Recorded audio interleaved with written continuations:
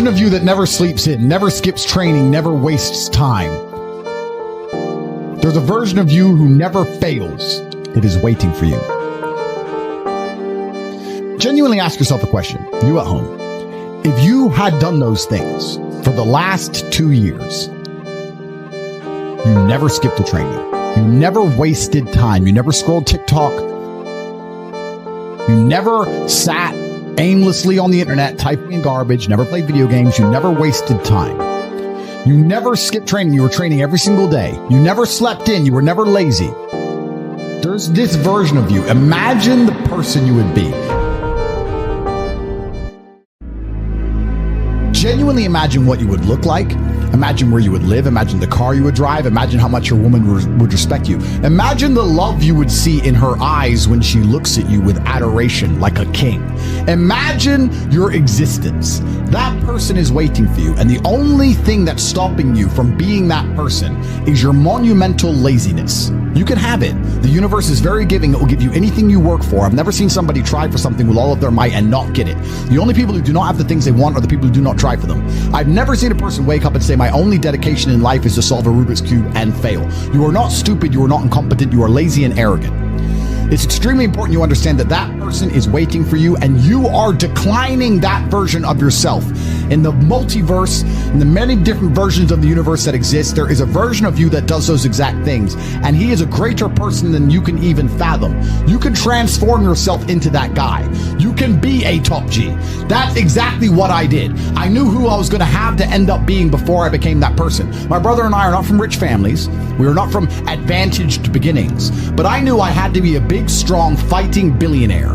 That's what I knew I had to be. Discipline is the key to success. If you cannot force yourself to do something you don't want to do, how are you ever going to put yourself through the suffering required for greatness? If you cannot force yourself to train when you do not want to train, if you cannot force yourself to work when you don't want to work, or force yourself to eat right, how can you possibly ever become a monumentally successful person if you cannot control yourself long enough to do what must be done as opposed to what you feel like doing? A man must do what he is supposed to do irregardless of how he feels. That is the key component to masculinity, is discipline. If you do not have the discipline to dedicate yourself to anything, you are going to fail and be crushed by the people who can. If you only go to the gym when you feel like going to the gym, you're never going to be as strong as the people who go to the gym when they don't feel like going to the gym. That is a reality of life. So, I train every single day. I've actually heard from some people saying, you overtrain. And I explained to them, one, I don't believe in rest. I'm not you. I'm not pussy, and I'm not broke like you are, Mr. Fitness Trainer, standing around the gym teaching people for $50 an hour. I don't need to listen to you. Secondly, I don't train because I want to get bigger. I train every day because it is difficult to train every day. It hurts. I don't want to. I wake up and I'm busy. I have other things to do. I don't feel like doing it, so I force myself to do it 7 days a week, 365 days a year, so that I know I'm the kind of person who can do what he doesn't want to do when it needs to be done. I am that man, and it is more of a mental exercise than a physical exercise at this point.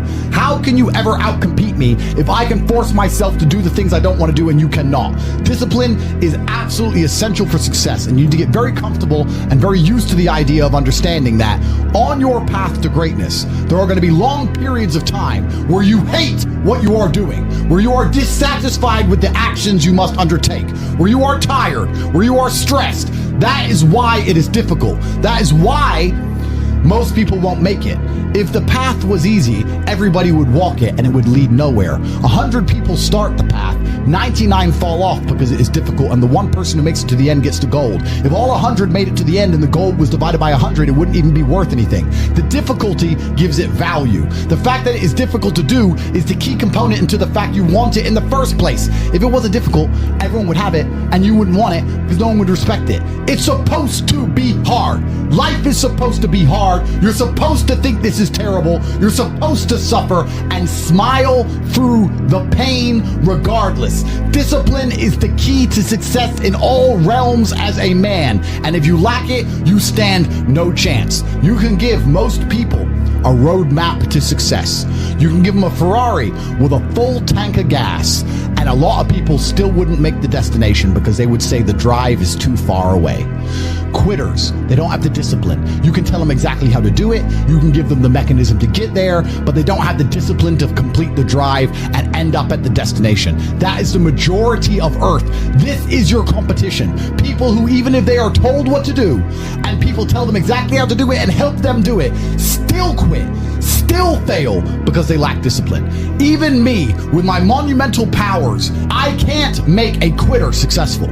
It doesn't matter how good I am. It doesn't matter how easily I make it for them to succeed. It doesn't matter how compendious and concise and powerful the real world is. It doesn't matter how much I text them and motivate them, how many emergency meetings I do to try and talk to them and hype them up, how much motivation I give them. It doesn't matter what I do. If they are a quitter, guess what they're going to do?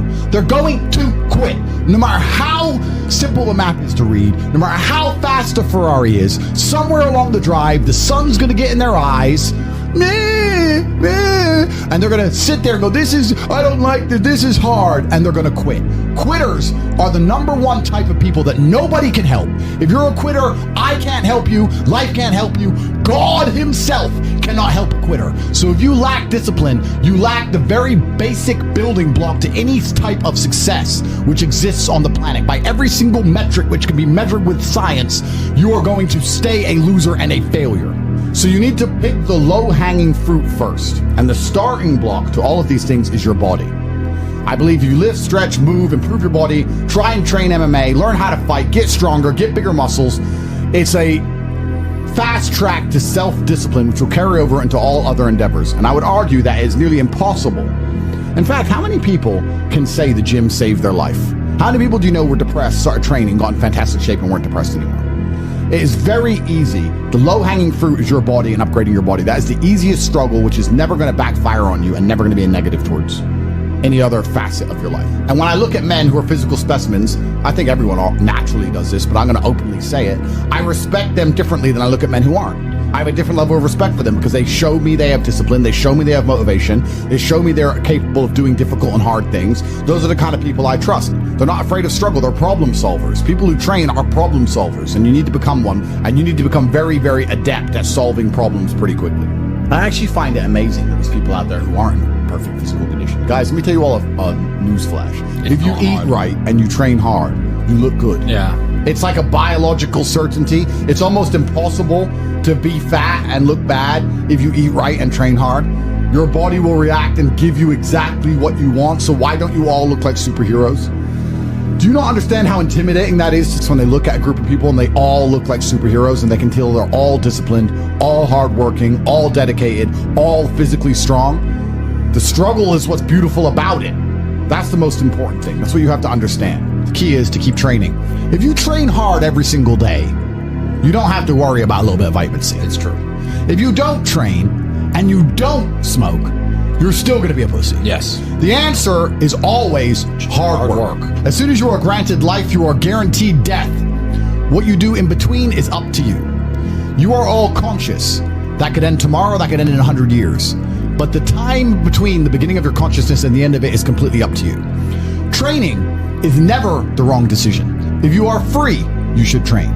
If you are rich, you should train. If you are poor, you should train.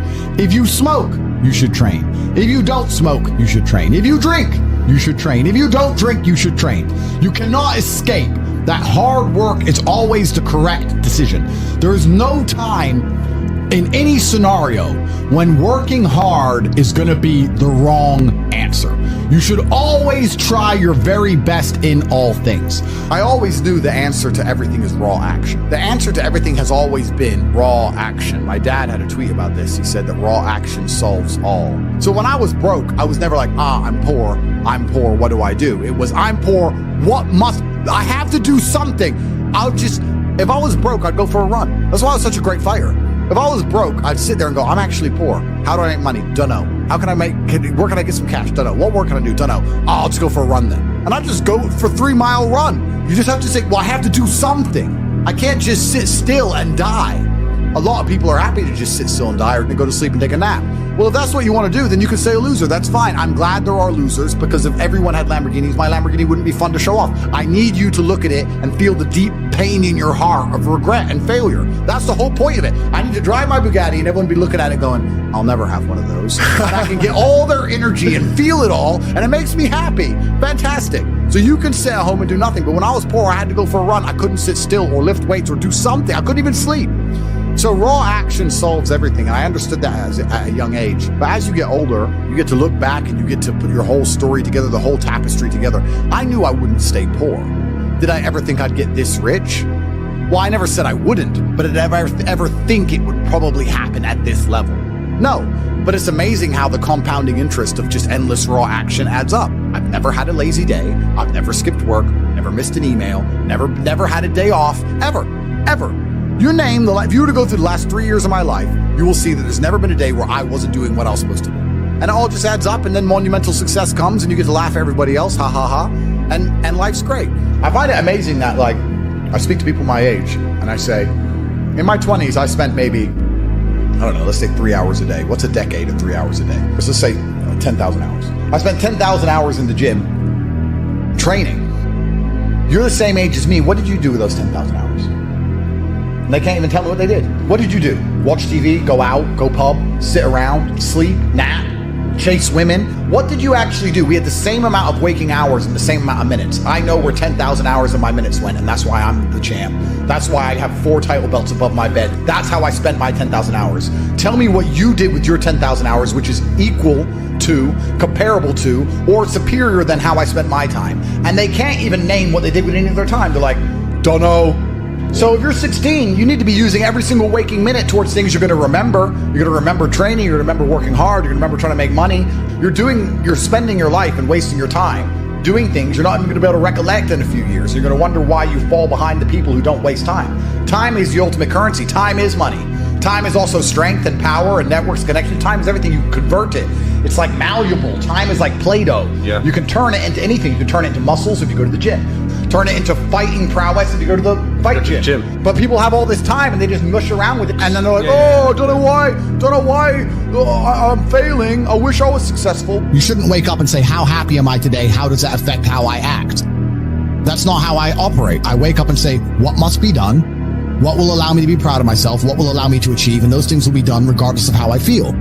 And that's how the most successful people on earth all operate. The most successful people on earth don't only do things because they feel happy about doing them.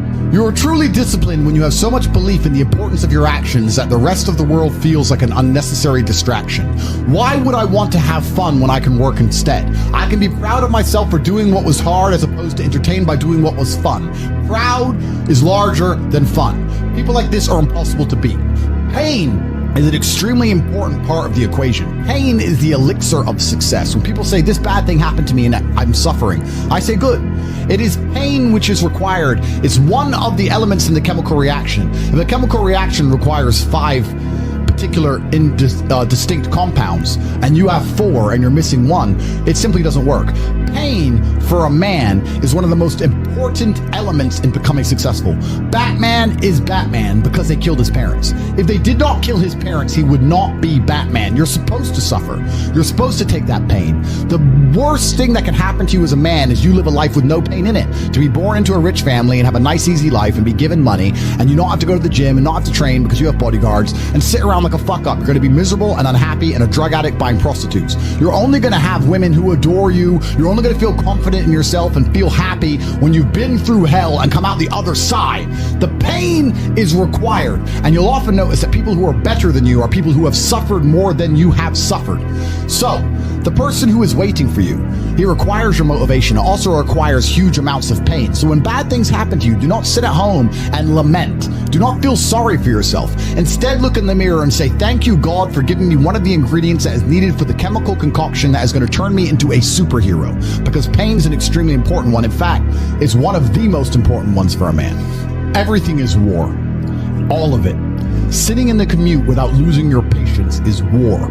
Keeping your wife happy and your children inspired is war.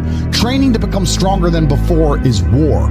It is all war, and it cannot be avoided. And I'll tell you why it's war, because war is two opposing sides trying to achieve the same goal.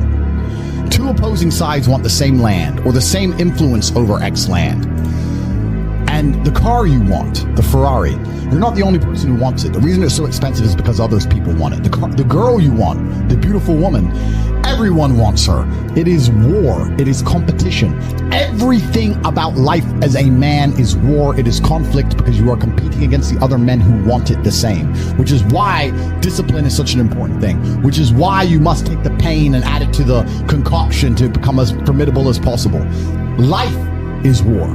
This idea that you can go through life as a man and avoid war is probably the biggest mistake that most men make, because it is impossible for you to achieve anything significant without war. Running a business is war. Running a hotel, running a restaurant, running an online company, it's war. Training is war. Life as a man is war. You need to wake up and view it exactly as what it is. Everything I want, other people want. Everything I desire, other men are trying to get. This is a war, and I must outcompete them. That is the best possible mental model you can have. Life, in and of itself as a man, is a never-ending struggle and a never-ending battle. It is the constant of the human condition. Evolution requires pain. While others complain that they do not feel happy enough, I'm happy I'm struggling. I don't want to be happy. I want to be great. This is the beauty of life as a man. Do you understand? I don't care. I'm happy to be struggling. I wanted to fight. You wanted to win. I wanted to fight. That's the difference. You're concerned with winning. I wanted to just fight. And we're fighting. That is the beauty of life as a man, to be great. If you concern yourself only with being happy, you are once again acting like a female or a child. Happiness is fleeting. It doesn't even matter if you're concerned only with the hedonism of happiness. You're going to drink alcohol and go to parties and go to festivals and take drugs. I want to be happy. Who cares? I want it to be great. I want to be great all of the time. And let me ask you a question as a man at home, genuinely, truthfully. Would you rather be a loser who's always smiling, a happy loser, or would you rather be a stressed winner? Because the beauty of life as a man is to be great. So you have to sit here and ask yourself, do you want to be a happy loser that's insignificant? Nobody knows you exist. Women don't respect you. Men don't respect you. Nobody cares if you live or die, but you get to smile all the time. Or do you want to be one of the most important people on the planet with a little bit of stress? I am brilliant because I've decided to be brilliant. And if I have to sacrifice happiness to be brilliant, then that's fine. You know what the great thing about it is? You know it's amazing what God gives, how the whole world becomes full circle? If you stop caring about being happy and you start caring instead about being great, guess what you end up being? Great. Along with great. And you know what? Yeah, happy. You end up happy if you forget about happiness and try to become great. You will never be successful if you're concerned about being happy, so forget about it. So how do you find happiness? Happiness is in struggle. The struggle and the size of the struggle you're facing, along with how important it is and how important you feel it is deep in your heart, is directly correlated to how successful and how happy you're going to feel all of the time. Struggle is extremely important for a man, and you should be looking to inject struggle into your life permanently. If you're injecting struggle, and that struggle, solving those problems lead to a positive place, once you become addicted to it, you're going to become a machine of monumental achievement. There are some very simple basic things you can do. Weight training, chess, having debates, trying your very best to take care of your mother, retire her, make sure that your people who you love are taken care of. You need goals and resistance and something to fight against to live well. Because the distance between pain and joy is what we experience. If you only have joy all of the time and no pain, you are not going to be happy. As a man, you need to have struggle in your life. And I want you guys to actually sit and think, what struggle are you going through daily? What struggle are you undertaking? What struggle are you trying to overcome? Because you should make a list of them. I can know for myself, every single day I wake up and I train physically. Every single day I have to go through X amount of physical pain when my day begins. That is a struggle that must be completed. Then I must try and keep my massive empire online, see my children, take care of everybody. There's struggle involved. My life is difficult. Difficult lives are fulfilling because we used to have to hunt and fish and go out there and go through difficulty to survive. And I often see that when I speak to people who are too comfortable, they end up being unhappy. Yeah. You can't entertain yourself to happiness. You must earn happiness. You must climb a mountain. You must struggle yourself to happiness. That's extremely important. There must be physical, mental, social, creative, some kind of spiritual struggle. And those things being satisfied is what's going to satisfy you. People are afraid of accepting there's a problem because then they know they have a responsibility towards fixing it. Yeah. And they don't want to do anything, one, because they're lazy, and two, because they're afraid they might lose. So they'd rather pretend there's no problem at all. And I think I often say to people in a lot of my videos about a lot of other subjects that it's not always the winning and the losing. It's the fighting in the first place. And there's plenty of men in history you remember who ended up losing in the end. Napoleon, for example, who still fought, which is why they mattered. It's not, if you're only going to fight when you're guaranteed to win, then no bravery is required. And you have to fight so that you can look back on your life and feel happy that you tried to do something when you knew it was going on before it was too late. Forget about the winning and losing for now. Focus on the fight. Most of the important things in the world have been accomplished by men who kept fighting when there seemed to be no hope at all. I heard it during a boxing match, and I think it was between Evander Holyfield against some guy who's not nearly as well known. And Holyfield was losing, and then he starts swinging, hitting the guy. And the commentator said, "Suddenly the champion returns with initiative and vengeance." That's a good slogan for life. You should wake up, look in the mirror, and say, "Suddenly the champion returns with initiative and vengeance." That's a good way to start your day every single day. Yeah, it is. Initiative and vengeance to become the best possible version of yourself. Well, I think that initially fighting is always the best thing you can ever do. Especially it's the best way to spend your 20s because you heal superhumanly. You heal like Wolverine. And I can't think of a better use of that superhuman healing ability besides fighting. And it's going to teach you everything you need to know about personal accountability and hard work and overcoming fear and dedication and discipline. There's so many lessons to be found inside of fighting. And plus, it's the most respected sport on the planet. And I think that you'll learn more about yourself and more about life and more about the realities of how the world works if you're a fighter. So I think that's what's so fantastic about it. All of my wisdom and all the things I say doesn't come from books. It comes from life experience. And a lot of my life experience is the brutal realities of violence. So people say, "Oh, Andrew's so smart, Andrew's so wise, Andrew knows so many things." I've learned all of that simply through fighting. And if you're a warrior in life, the arena may change, but the battle never ends. It's just never ending, and you have to get used to fighting. You have to get used to being under pressure and under stress all the time, and being the kind of person who can perform and smile anyway. And I'm glad I spent my 20s training because I can't think of something else. Alternatively, you can go out there into the world, try and implement your mark on the world, work hard, try to get rich, more money, more problems. You can try and start a business, the stress of that. You can lose your girlfriend because all you're doing is working. This is a new level of stress, a new level of trauma, but at least you'll be a somebody at the end of it. As a man, there is no easy life. Your life is not about being easy. Your life is not about being happy. Your life is always going to be difficult. All of the pain you feel, all of the sadness you feel, you're supposed to feel as a man, and you have two effective binary choices. You either go through the suffering and go through the trauma and go through the hardship it takes to be a man of value, or you suffer eternity as a nobody. There's two ways to suffer. You either suffer becoming a somebody, or you suffer as a perpetual and forever nobody. Life is hard. Life is difficult. Maybe I've just been unlucky, which I don't believe in, but I've had so much trauma and bad events and negativity and stress and all these things that have happened to me, and I've used all of it to be monumentally successful.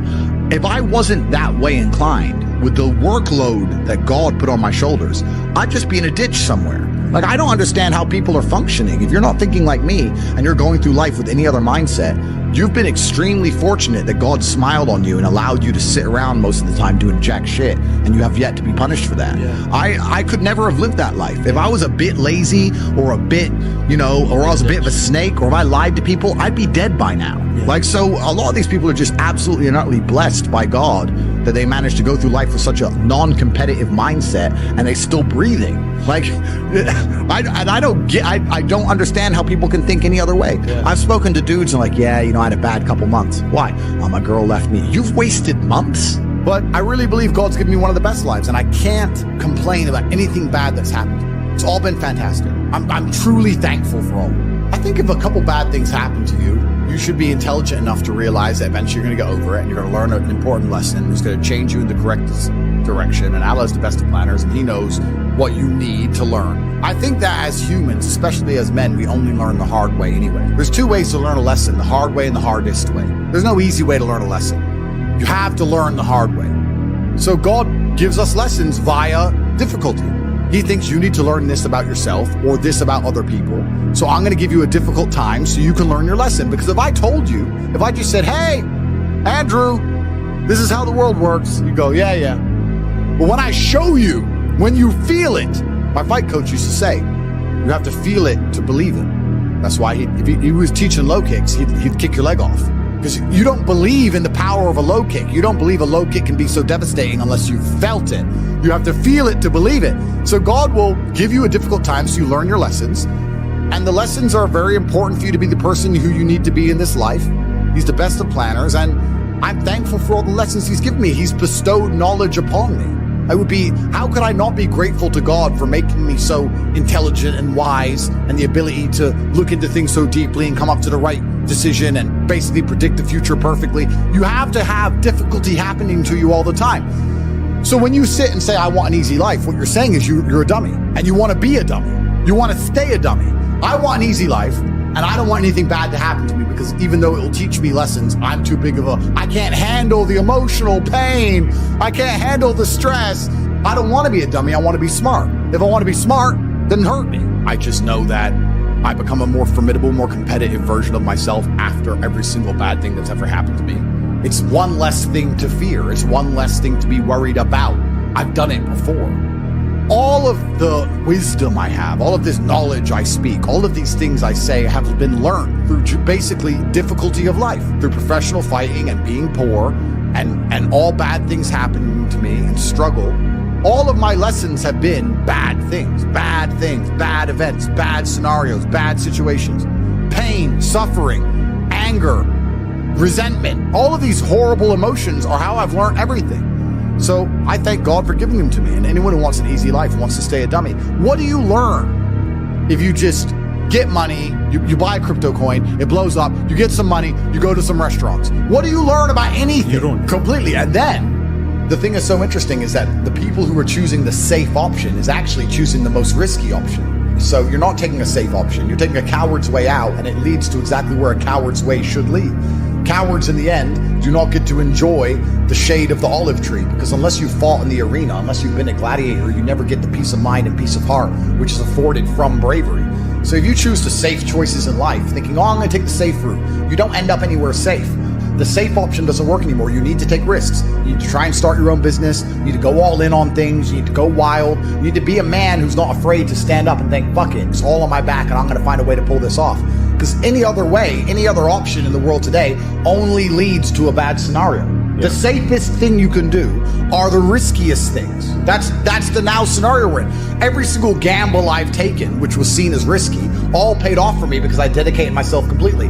I think a lot of you at home right now, you may not be in our position, but if you're already working hard, you're already going to the gym, you're already training, you make sure that you're getting as much muscles as possible, as much money as possible, you're dedicated, you don't sleep in, you don't waste your time, you don't smoke weed, you don't play video games, you're focused on trying to become fantastic as a person, you can just ignore that girl.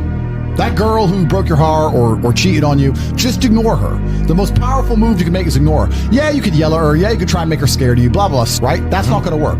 The powerful move is just to completely ignore her because you're on your ascent.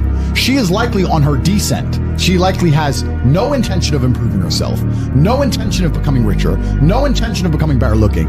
Time is against her. As she gets older, she's going to lose her looks. You're going to continue your ascent, and she's going to have to watch you for the rest of her life be the man that she could have been with that she's no longer good enough for. The best thing you can do is simply ignore her. That is the powerful move. When someone emails me and says, this has happened to me, I'm like, good. No, what do you mean good? It's terrible. How else are you going to become important? How else are you going to find endless fire to get up and struggle in the face of the competition that's out here in the world? How else are you're going to do all that with a nice, cushy life? If any man's honest with himself, think about the biggest transformative stages in your life. Think about the times you got the most work done. It was a bad part of your life. You were heartbroken, or, you lost a house, or broke, or whatever. That's when you did shit. When everything was fine, the mortgage is paid, dinner's on time, it's kind of doop-de-doop-de-doo, little by little, do a little bit of work, do a little bit of relax. But the big events come from trauma. This is it. So it's a cheat code. It's a cheat code to climb the mountain. So when I get a message from whoever and he goes, my wife left me, I'm devastated. I say, I understand. I completely understand how hard it can be to lose a woman that you've given your entire life to.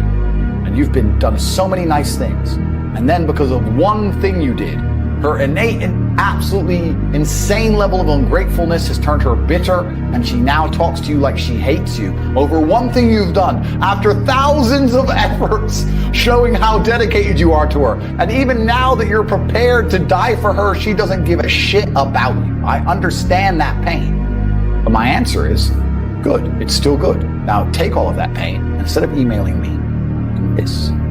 And then you're going to become the kind of person that women don't leave. Then you win. Heartbreak is the most fantastic motivator on the planet. When a lot of men message me and say they're heartbroken, I think that is the most fantastic mindset to be in to achieve things. Because there is that degree of revenge, and there is that degree of vengeance, and that can only be achieved through being so successful, so monumentally important that she can't forgive you.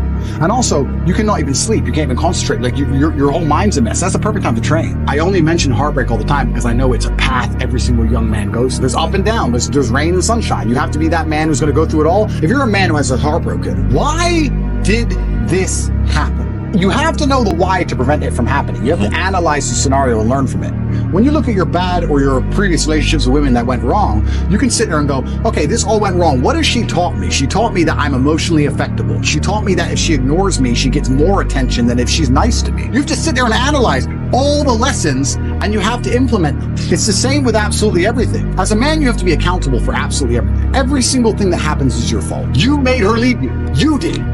Whether you like it or not, you are the reason she became so cold. You are the reason she doesn't listen anymore. You are the reason she's so arrogant all of a sudden. You are. You may not have identified why yet, but if you identify why, then you get into your next relationship healed and understanding what you did wrong and learn from it. That's what you have to do. But most of these men don't want the self-accountability, and they want to blame the women. You have to blame yourself. I actually truly believe that women in their hearts, unless they're completely corrupted by society, women just want to love and be loved and feel safe. That's what they want. They want a man that they can look at and they truly know he makes the decisions and I trust him to make the decisions and I love him for that and I respect him for that. That's what they truly want. When a woman starts turning on you, it's usually because she doesn't trust you for some reason. She doesn't trust your judgment. If she starts to doubt your judgment, how can she truly love you? You're the protector. You're the provider. If a woman's gone cold on you, you have to sit there and go, okay, she doesn't trust my judgment. What have I done that made her doubt me? It's not her fault. It's your fault. Every single time a woman leaves you as a man, it is your fault. Always. Even if a richer, more successful, more alpha man stole her from you, it's still your fault because you need to be like him. It's always 100% your fault. First things first is that going through a breakup sucks. And every single man out here, no matter what they say, understands how bad it is to go through a breakup and understands what heartbreak's like. It's difficult. It's not easy. I'd actually like to argue that men feel more heartbroken than women. I think that's facts. I think it's true. And I think it's because one of the possessive element that we have, the idea of her being with someone else hurts more than the idea of you being with someone else to her. And secondly, because you have a lot less options than she has instantly. So I think that breakups are worse for men than they are for women. And I understand how difficult and hard they can be. However, unfortunately, the unfortunate reality is that chasing her and being dedicated to her and saying you're going to do whatever she wants, etc., is very unlikely to work. It's very unlikely to work. And you have to look at the scenario you're in, look at the chessboard and make the best possible move. When you're heartbroken, when you're truly heartbroken, you can't even sleep and your mind is constantly preoccupied. And instead of seeing that as a negative, what you need to do is use that as a source of unlimited power. You have to just take the energy inside of you. Energy cannot be destroyed. It can only be converted, whether it's heat into light, the momentum into friction, or however you want to put it, right? Energy cannot be destroyed. It can only be converted from one form to another. And you have to look at that and understand that the sadness inside of you is energy. You can't destroy it, but you can convert it into something else which is constructive. And you just have to suck it up, buttercup, and get over it. And there's no other way to do it. And obviously having an abundance of women makes that easier. But I wouldn't even put it that way. I'd say if you were with a woman and you lost her and you're now lonely and she's going to be moving on and you're absolutely not heartbroken and you're destroyed inside, I understand how difficult that is. But now you have genuine sadness inside of you, which is unlimited motivation for you to become a beast, become an animal. And by the time you're finished becoming an animal, you won't care anymore. So if you really want to cure yourself, you just say, I'm going to get a six-pack and I'm going to get bigger arms. And by the time my arms are this size and I have a six-pack, you'll realize you don't give a shit about her anymore. That's just the way the world works. Let's say your wife breaks your heart. If you're not going to work, you can't sleep anymore. You're upset. She's running around with a new dude. You see her Instagram story. She's got some new guy. You're furious and you're angry and you're jealous and you're bitter. You have all of this inside of you. But you're not going to go to the gym and work hard and become so fantastically in shape and so rich and so powerful that no girl ever leaves you again. You're not going to do that. What are you going to do with it? Text her? Try and explain to her? She doesn't care. Like, you can write the most perfect English. You can write the most beautiful words ever constructed. Forget Shakespeare. You can do, it doesn't matter. She doesn't care. She just doesn't care. She's distracted. She forgot about you. She forgot about you. So what are you going to do with all of that inside of you if it's not positive? Well, it's going to consume you and you're going to end up self-destructive, or you're going to embarrass yourself, or you can take all of that and you put yourself in a position where it never happens to you again. Yeah. Those are the choices. So what's the most intelligent choice to make? Yeah. You know? The cowardice is they are afraid to lose her. Trump says it in his book, The Art of the Deal. If you're not prepared to walk away from the table, you cannot negotiate. And that is absolutely true in a relationship. If you are not prepared to get rid of her, then what are you negotiating? If you're not prepared to say, sorry, that's the red line, goodbye, then you don't have a negotiating position. You don't have one, because you'll just say no, no, no, no, no, forever. It'll just stay forever. There has to be a line you will not allow to be crossed. There has to be, right? And so many men are so scared of losing the girl, but if you refuse, well, men message me all the time, I need my girl to listen to me, but I don't want to split up with her. You already lost. I was like, bro, if you're telling me there's no scenario in which you will leave her, I can't help you. Because I have people message me all the time and they go, oh yeah, but it's easy for you, Tate, you don't care. I say, no, incorrect. I will tell you right now on this podcast, I have walked away from women I loved with all my heart, and women I missed for months, but I never told them, and I never text them. I was a man about it. Being a man about things is not feeling things. It's being a man about it. Be a man about it. If she's not going to be the woman you need her to be, she has to go. It's actually very interesting, the masculine experience, because I like to believe that most men on the planet have lived a semi-similar timeline. All of us as men experience a very similar human paradigm, and that is that most men are born and you're not important, and then you go to school and you fall in love with some girl in school, and then you realize that all the 19-year-olds you want when you're 19 are with older dudes because they have cars or whatever, and you go through this experience of getting your heart broken and losing your girlfriend, etc., or accept they're gonna have their heart broken forever. But some men decide to become so big and important and strong and irreplaceable that they never have to suffer heartbreak again. You know why God made your girl leave you? Because he wanted to show you that you ain't shit. He wanted to show you that you are human and you're fallible and that you're very replaceable. So he decided to make you fall in love with the girl, and he decided to make her leave you. Now it is your job to look at the board, understand what's happened, say, I understand, God, I deserve that.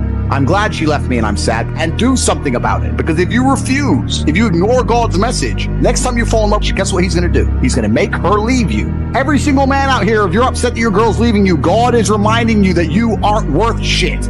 You need to get up and work so hard that even in the eyes of God, he is proud of you. God loves his creations, which show him their true potential and beauty. By getting up and trying your absolute best and becoming a man of moral standing, he will reward you and bless you. So God just broke your heart on purpose to show you that the way you're living your life and the man you are simply are not good enough. What have you changed since? Nothing. You think God's going to forgive you for no reason? You think God's going to go, it's fine. He hasn't learned his lesson. He hasn't changed. He isn't even trying very hard. He's not up early in the gym. He ain't doing nothing. It's fine. Let's just let him fall in love. No, sir. This is going to repeat endlessly. It's a cycle that will not change until you take the message from God and become the man you're supposed to be. You deserve what's happened to you.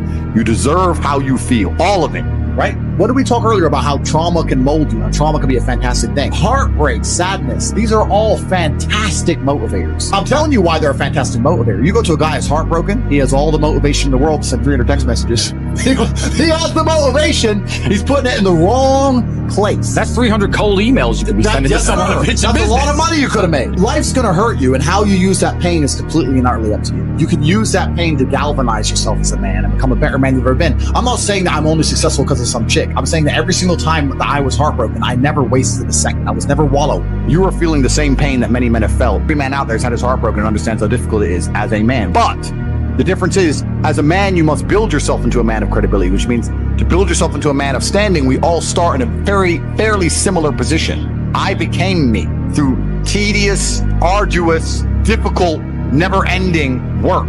You are wasting your time. You don't need drugs. You don't need alcohol. You don't need parties or festivals. You don't need fun. Fun is the vector from which Satan operates. Every time you look at something which is fun, it's all just hedonistic. There's no money to be made. You don't retire your mother. You don't help the world. You don't give to charity. You don't become stronger. You don't become wiser. You don't learn anything. Next time you think of what is fun, someone goes, guys, come, it'll be fun. Sit there, go, wait. Will it? Life's not about fun as a man. Life is about doing the right thing because it must be done. You do not need fun until you've already reached the highest possible echelon. So this whole idea that you need fun in your life, you don't. What you need is purpose. You need discipline. You need hard work. You need things to do which are going to benefit you and the others around you. You need duty. You need obligations. And you need performance metrics. You need people around you who are going to hold you accountable. You don't need to be waking up thinking about fun. You're nobodies. You're not important. Nobody knows who you are. You're not physically strong. You're not financially wealthy. You have bigger concerns. You're obsessed with this idea of fun. Hey, what are we gonna do this weekend? We need to have some fun. Do you? Do you need fun? Do you deserve it? Really? Have you actually gone out there in the universe and made a mark large enough that you're allowed some time off to have some fun? You don't deserve any fun. You don't need any fun. You have work to do.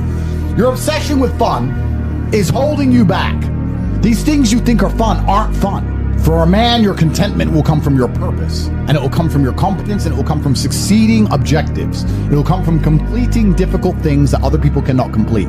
It will never come from the easily accessible hedonism, which you have confused for fun. If everybody can do it, you shouldn't want to do it. If everybody can go to that concert, you shouldn't want to go. If everybody can go to that club, you shouldn't want to go. You should only want to do things others can't do.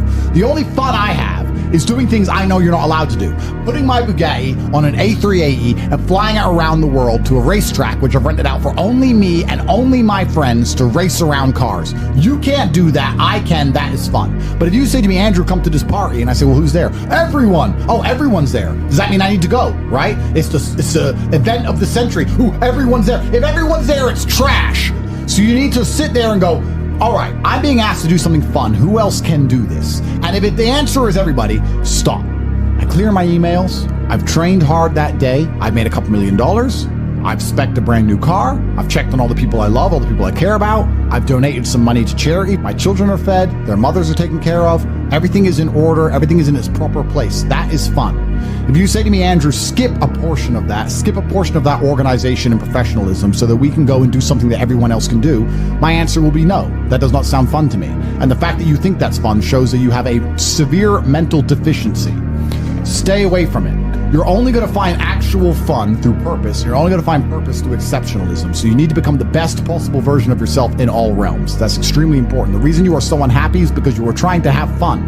You're unhappy because you're trying to have fun instead of trying to become important. They are very different things, and you're never going to feel satisfied in your heart unless you become important. When you're living that type of life and you end up searching for meaning, you end up down the path of hedonism, because the meaning is, I want to have as much fun as possible. But fun in and of itself, I was talking to another girl, and I was saying to her that fun, she was saying to me, you know what, Andrew, all you do is work. You never really have fun. And I said, fun is haram. She goes, is fun really haram? I'm like, no, it's not. But please understand what I'm trying to say here. What I'm trying to say is, when you look at what most people do for fun, it's haram. Look, what fun is: clubs, drinking, running around, laughing like a kid, all this. All the bad things in life, the negative haramities, can be attained through this obsession with fun. If you find a man who's obsessed with work, I have things I need to do, and I feel satisfied inside when I do them. I have duty and I have work, and I have obligations to fill and objectives to meet. I feel happy when they are done. That is my fun. My fun is clearing my emails, making $2 million in the day, buying another investment property I don't need, going to bed, training hard, eating right. That's my fun. Call me boring. That's what I enjoy. When you were talking about that lifestyle and what you end up searching for in that hedonism, you just end up searching for excesses, right? To have more fun, you want to get more drunk, go to more clubs, and it's just a black hole. It never ends, and you end up destroying yourself. Yep. We need discipline. We need purpose. We need to have parameters set for us. And truthfully, as a person, you're happier that way. Being exceptionally regimented is fun. I truly enjoy it. I enjoy it just as much as I enjoyed because what would happen before is I'd do all my work and I'd train hard, and I was always an effective person. I was still 1,000 times more effective than the average man. And then I would take 6 or 7 hours and drink and smoke and have fun and enjoy the fruits of my labor. I became extremely rich. Why not get on a private jet and have fun? But now, instead of spending those 6 hours having fun, I spend those 6 hours continuing to work. And I enjoy it just as much. So now I'm sitting there going, well, I enjoy it just as much, and I'm not damaging my health. I enjoy it just as much, and I'm making more money. So it really, truly ruins my day when a beautiful girl's like, can I see you? It's like, oh, I've got work to do. I'm regimented. I have to sit here and type. I don't want to talk to you and have fun and party. I don't want to do any of that. I want to do emails. You don't get it. I know to you it makes no sense. But you already have all this money. Why do you want to do emails? Because that's my fun now, regimen. Is happiness the purpose of life? No, absolutely and utterly not. The purpose of life is to be competent and successful. If you try and base your life and your mentality purely around how happy you are, you'll end up hedonistic and destroyed. I think that as a man, your happiness comes from feeling respected over feeling loved. And the reason perhaps you're happy now is because you have more respect for yourself because of the decisions you're making. And you have self-respect. Yeah. And I think that a lot of men, even if they have self-respect, if nobody else respects them, they're struggling. I have no interest in being happy. I wake up and say, how can I be proud of myself? What can I achieve that makes me proud of myself? How can I do things that make other people respect me and are proud of me? How do I have a day which I complete when I come home? The woman who's in my house says, wow, there's no man like you. How do I live a life so my children look at me and go, Dad's a superhero? How do I make my mother call me and say, I couldn't possibly be more proud of you? I have duties to complete. I have to live the exact same life regardless of how I feel. So for me, happiness is not a good indicator on how life should be lived. But happiness to me is a super interesting concept because when people come to me and say, I'm not happy, I say, why should you be happy? They're like, what do you mean? It's like, who told you should be happy all the time without working for it? Happiness is at the top of a mountain somewhere. You ain't been anywhere. You haven't even climbed it. Nobody cares about men being happy. We talk about women being happy. We want children to be happy. If you look at a full-grown man on Christmas morning, he's smiling because his wife is smiling. He's smiling because his children are smiling. Nobody even buys him anything. What do they buy the dad? Socks? Nobody cares about men being happy. So why do you as a man care about you being happy? That's how you're going to fall into these traps. I'm a very content person. I live a fantastic life. I'm not miserable or depressed. I'm not sad ever. But I don't wake up and go, I want to be happy today. No, sir. I wake up and say, okay, things must be done. And those things will be completed regardless of how I feel. Regardless of how I feel. Happy or sad, the push-ups must be done. It's called duty. It's called honor. It's called pride. So I'm asking you why you don't have them. You could be a genuine force for good in the world. And you know what's funny? The funniest thing, the most ironic thing about all of this is that if you don't prioritize happiness and you prioritize feeling proud of yourself, you end up happy by extension. I'm happy because I'm proud of myself because I have a fantastic life and mansions and supercars and money, most famous man in the world, thousands of love letters a week from beautiful women. Of course I'm happy, but I didn't ever choose to try and be happy. If I would have chosen to try and be happy, I would have never ended up happy. Happiness is the number one thing that must be earned. And I'll tell you that my happiness is based on very real world achievements. I couldn't be happy if I was broke. I couldn't be happy if I was obese. I couldn't be happy if I was lonely. I couldn't be happy if I wasn't respected. I couldn't be happy if I couldn't whoop a dude's ass. I couldn't be happy in those scenarios, so I made sure none of them scenarios came true. I have earned my happiness via hard work. It's the top of a mountain which I have climbed. I deserve it. I deserve to go to sleep with a smile on my face. Yes, that's what I deserve. And every single guy who hasn't got it probably doesn't deserve it. The universe is very giving and very fair. People seem to think that the world is unfair, and those are all the same people who tell themselves they're unlucky. I actually believe the opposite. I believe the universe is a very giving place. I believe God is a very giving being, and that thing, the world all in all generally balances out and is pretty fair. If you're the kind of person who deserves a good life and works their ass off and genuinely wants it and tries very hard, guess what you get 99% of the time? A good life. And if you're the kind of person who doesn't really deserve it, slacks 3 days a week, a little bit lazy, snakes his friends, talks behind people's back, blah, blah, blah, guess what? Your life ain't all that good. The universe is pretty fair and pretty balanced. I've yet to meet somebody who gets up every day, does what they're supposed to do, works hard, goes to the gym, then goes to work, does their best, makes their money, looks after it, is sensible, doesn't blow it, etc., who then fails. I've never met anybody who fails when they do all the right things. The universe is a very fair and giving place all in all. There are very few exceptions to that. So when I see somebody who doesn't have the success they want, especially when I see, let's say, a group of people who don't have the success they want, there's no way you're all exceptions to that rule.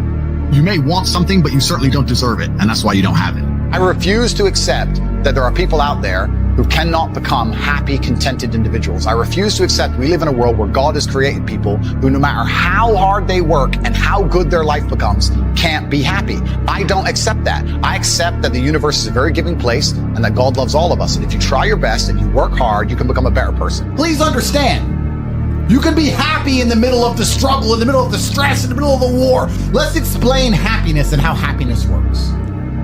I believe happiness is derived from combat, from fighting. Not just fighting professionally, but I believe that if you're thankful for something, you will fight to keep it.